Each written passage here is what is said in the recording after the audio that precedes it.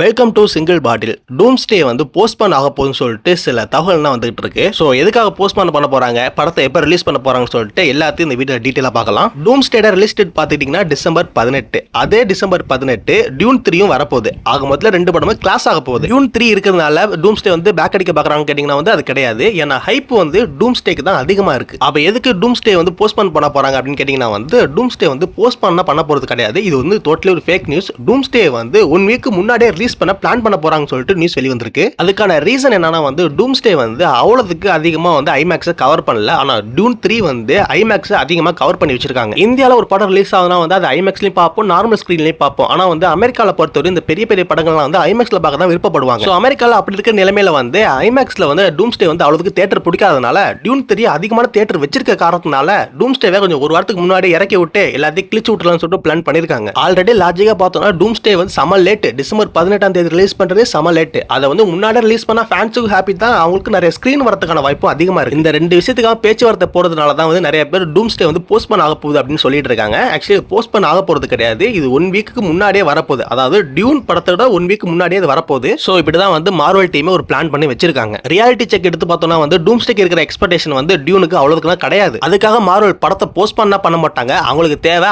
ஐமேக்ஸ்ல படம் ஓடணும். ஸோ அதுக்காக வேலைக்கு தான் வந்து ஒரு வாரத்துக்கு முன்னாடியே வந்து ரிலீஸ் பண்ண பிளான் பண்ணிருக்காங்க. இதுக்கான அப்டேட் இன்னும் கூட சீக்கிரத்தில் வந்தாலும் வரலாம். கண்டிப்பா சொல்றேன், 1 வீக் முன்னாடி கூட ரிலீஸ் பண்ணாங்க தவிர டியூன் படத்துக்கு பின்னாடி ரிலீஸ் பண்ணவே மாட்டாங்க. இந்த மாதிரி உண்மையான மார்வல் பத்தி இன்ஃபர்மேஷன் தெரிஞ்சுக்கணும்னு ஆசைப்பட்டீங்கன்னா மறக்காம சேனலை சப்ஸ்கிரைப் பண்ணி பில் பட்டனை ஆல்ல போட்டு வச்சுக்கோங்க. தேங்க்ஸ் ஃபார் வாட்சிங்.